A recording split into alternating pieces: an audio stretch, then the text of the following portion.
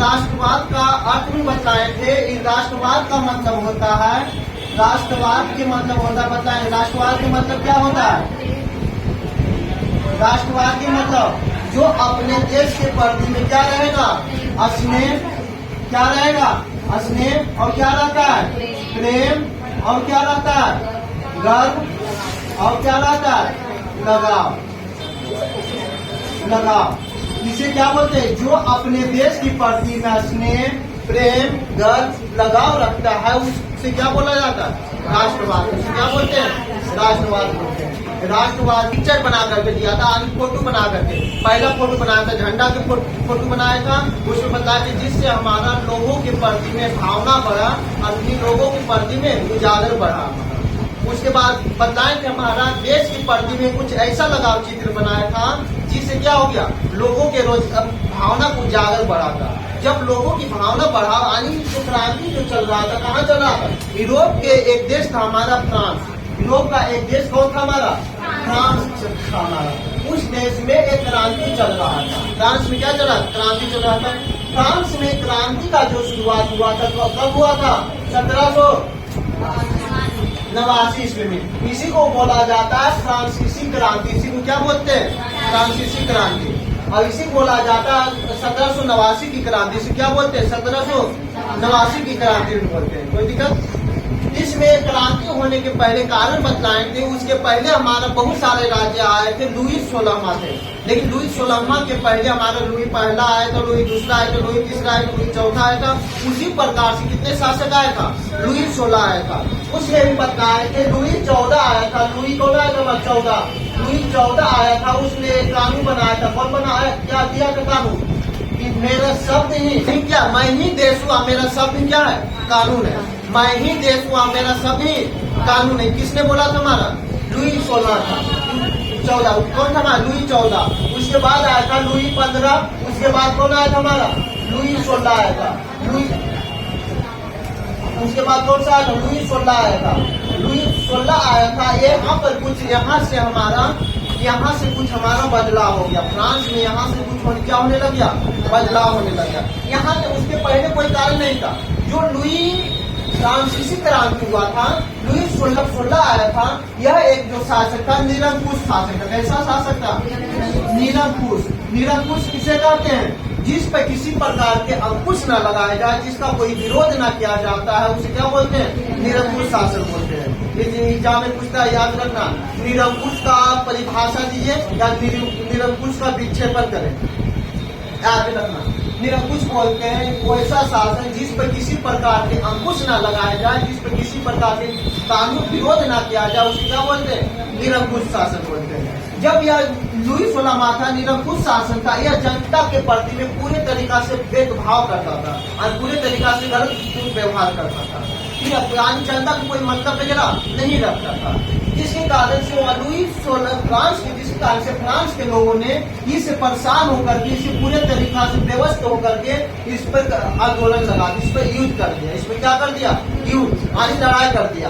लड़ाई कर दिया, उसी युद्ध को बोला जाता है फ्रांसीसी क्रांति या 1789 की क्रांति। फ्रांसीसी क्रांति हुआ था, लुई 16 के समय हुआ था। लुई 16 के समय और फ्रांस की जो जनता था उनके बीच में क्या हुआ था, युद्ध हुआ था। जब लुई 16 की इसको क्या दे दिया था, फांसी दे दिया था। इसको क्या दे दिया था, फांसी। फांसी देने के बाद फ्रांस के जो लोग था, यहाँ पे क्या बनाया था, एक कानून, एक संविधान बनाया था। क्या बनाया था, कानून और संविधान। तो कानून में भी बतलाया था, हमारा क्या दिया, कानून बतलाया था। अपने क्या आयात निर्यात उसूल को खत्म कर दिया था।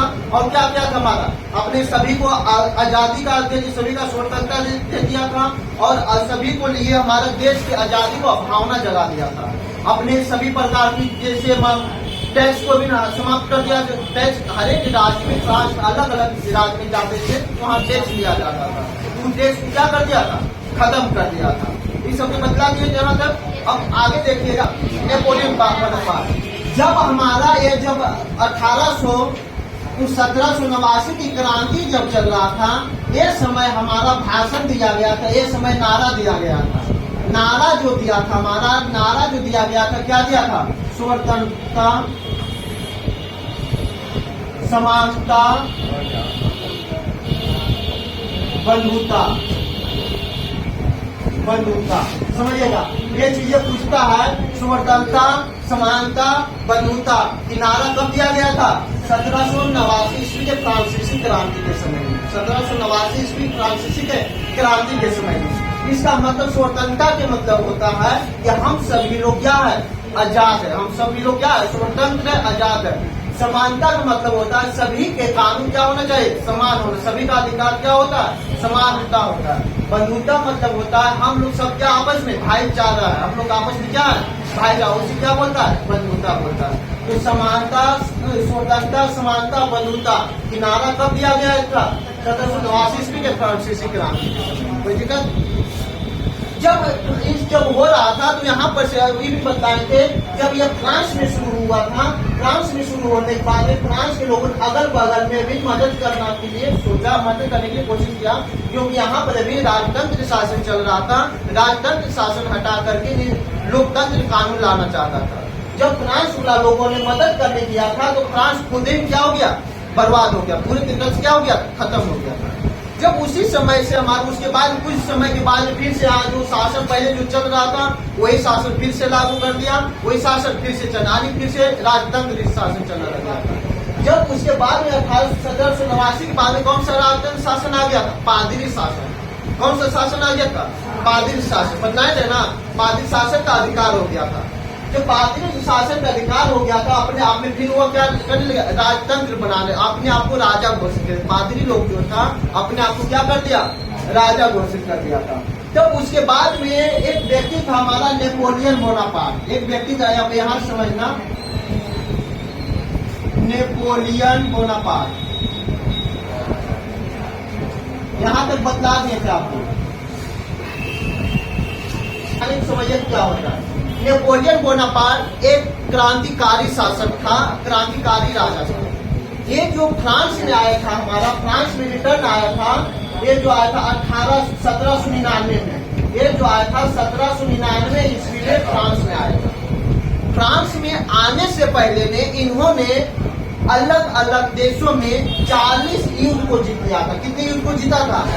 40 युद्ध। 40 युद्ध को जीतना तो कोई मामूली बात तो नहीं हमारा। 40 युद्ध को जीतना कोई मामूली बात है हमारा? नहीं हमारा। तो नेपोलियन ने फ्रांस में आने से 1799 के पहले कितना युद्ध को जीत लिया था?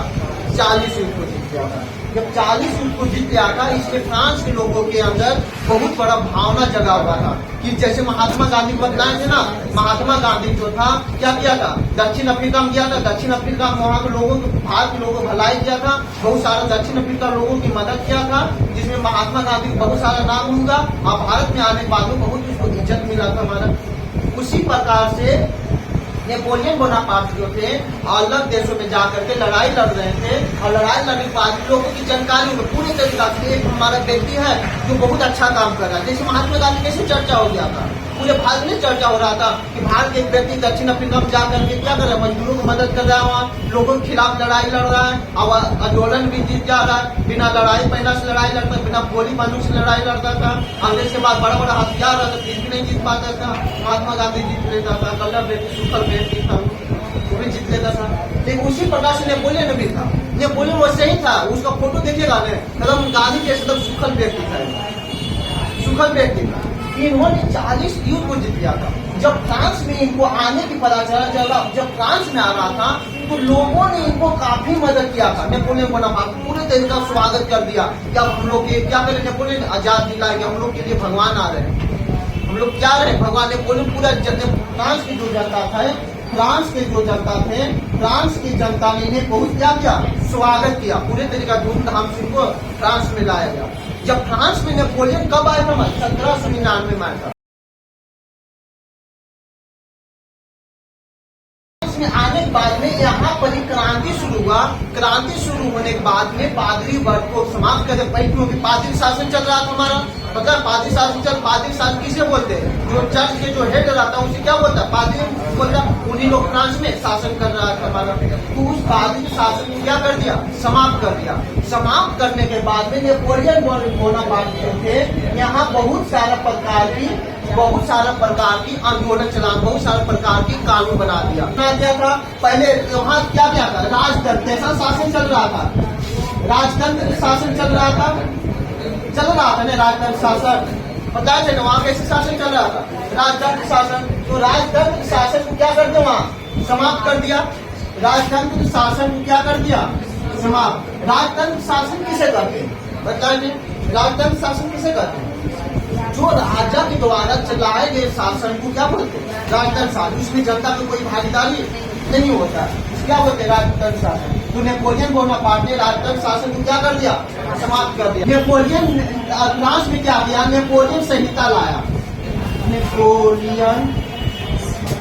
नेपोलियन संहिता समझना। उसके बाद क्या लाया, नेपोलियन संहिता। इसी को बोला जाता है नेपोलियन कोड। उसका एग्जाम है, हमेशा याद रखना, नेपोलियन कोड, नेपोलियन कोड किसी बोला जाता है नेपोलियन कानून। इसे क्या बोलते हैं, नेपोलियन कानून। नेपाल नेपोलियन संहिता, नेपोलियन कोड या नेपोलियन कानून। नेपोलियन संहिता कब से लागू हुआ था, 1799 के बाद से, 1799 के बाद। क्यों 1799 में किया था, तो आते समय कुछ समय युद्ध लड़ेगा, लोगों से लड़े तभी कानून बनाएगा।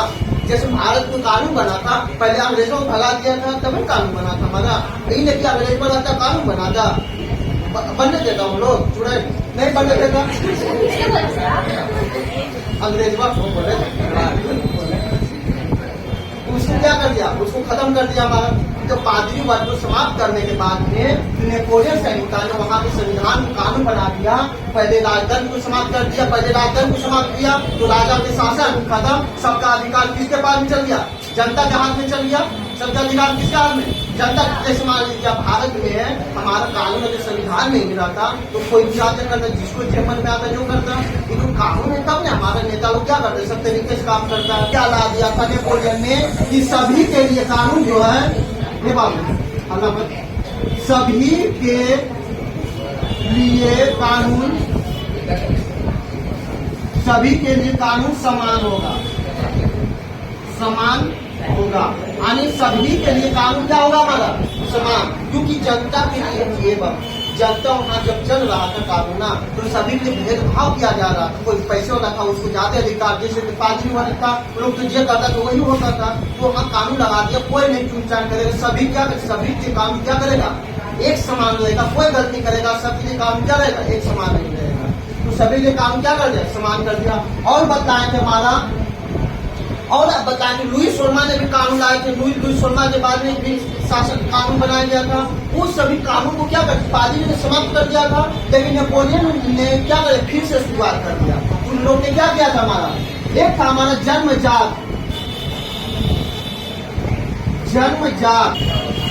अधिकार, जन्मजात अधिकार को क्या कर दिया, समाप्त कर दिया।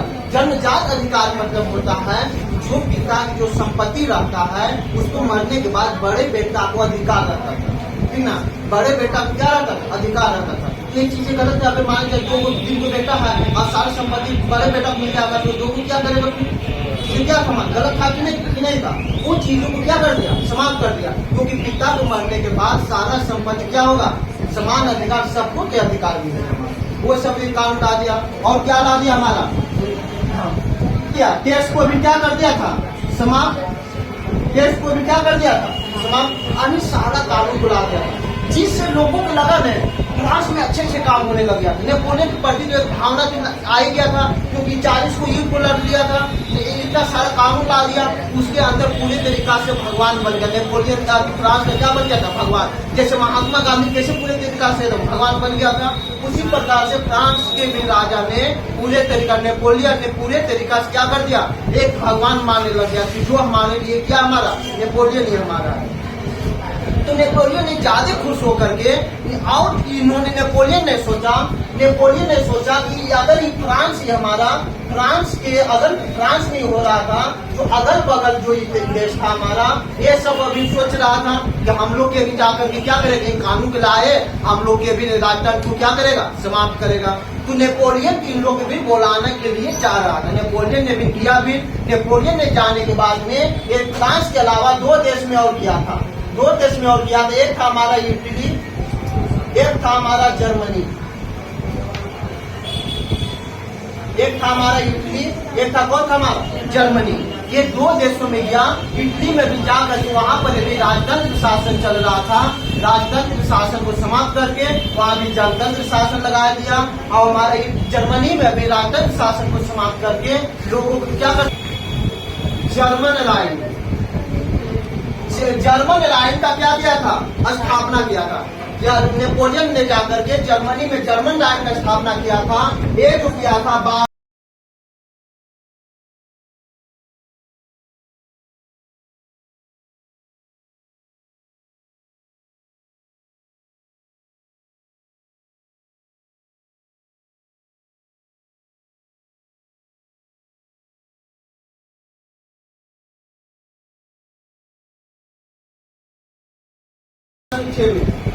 12 जुलाई 1806 ईस्वी में नेपोलियन ने जर्मन राइन संघ की स्थापना की। पूछता ऑब्जेक्टिव याद रखना, जर्मन राइन संघ की स्थापना कब हुआ था?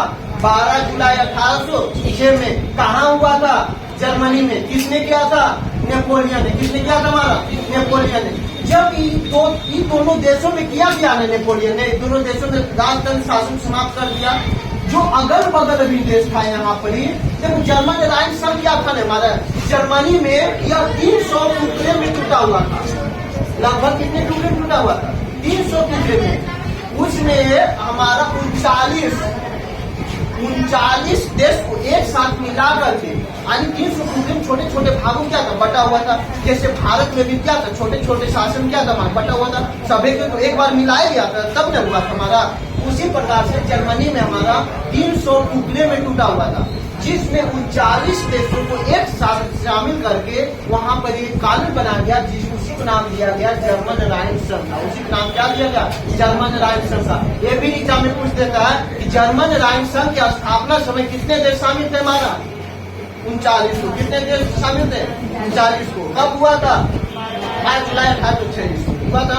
अब यहाँ पर समझना क्या हुआ, जब ये दोनों देशों में 3 देश हो गया, कितने हमारा, फ्रांस, इटली और जर्मनी। जब ये 3 देशों में शामिल हो गया, तो इसको अगल बगल वाला देश था, वो अगल बगल वाला भी राजतंत्र शासन चला। वहाँ के राजा जो थे, इन लोग घबरा गए। इन लोग नेपोलियन जो आया है, सभी को राजतंत्र के शासन समाप्त कर दे रहा है, तो फिर हम लोग क्या करेंगे? तो जिसके खिलाफ में क्या था, विरोध किया था, यानी नेपोलियन का दुश्मन, इसे क्या बोलेंगे?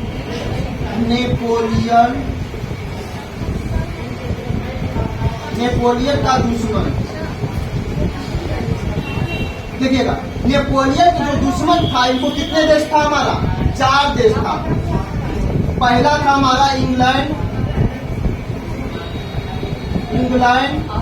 दूसरा था हमारा यूरोप, इंग्लैंड, और था हमारा पर्सा, ऑस्ट्रेलिया अलग है, इंग्लैंड, पर्सा, ऑस्ट्रेलिया अलग। समझिएगा, इंग्लैंड का यानी नेपोलियन बोनापार्ट का कितने दुश्मन था? 4 देश। कौन कौन? इंग्लैंड, पर्सा, ऑस्ट्रेलिया और रूस। यह 4 देशों ने मिलकर के क्या किया था? नेपोलियन पर ही हमला कर दिया। नेपोलियन एक तरफ से अकेले पड़ गया, इसके तरफ कितने देश थे? 4 देश थे। बनी क्यों क्या होगा?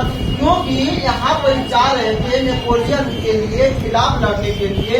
नेपोलियन जो था राजतंत्र शासन को समाप्त करके ये कौन सा शासन लाते थे? राजतंत्र। यहाँ के राजा ने उसके विरोध में करने के लिए इससे क्या लड़ने लग गया? युद्ध।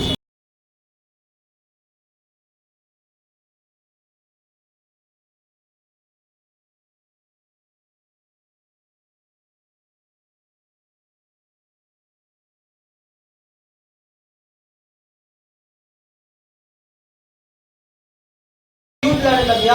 जब युद्ध लड़ने लग गया तो बीच में हमारा क्या हो गया? नेपोलियन का हार हो गया। नेपोलियन की क्या हो गया? हार। अब कहिए सर, नेपोलियन ने 40 युद्ध को जीता था, फिर 4 देशों के साथ क्यों हार गया? क्योंकि इसके तरफ 4 देश शामिल था, अब ये अकेले पड़ गया।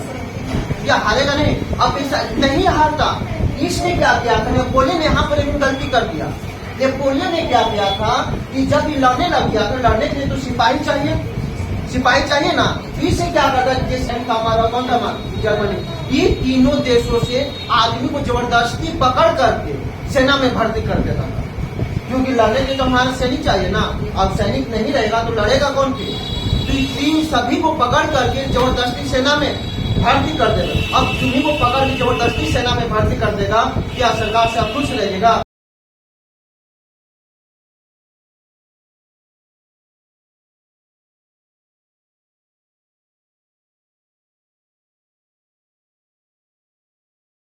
नेपोलियन का युद्ध हो गया तो नेपोलियन के कितने दुश्मन था हमारे? 4 वो। कौन कौन? इंग्लैंड, पर्सा, ऑस्ट्रेलिया, रूस। इंग्लैंड, पर्सा, ऑस्ट्रेलिया, रूस।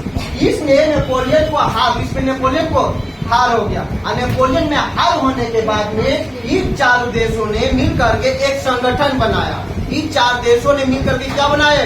संगठन। जो संगठन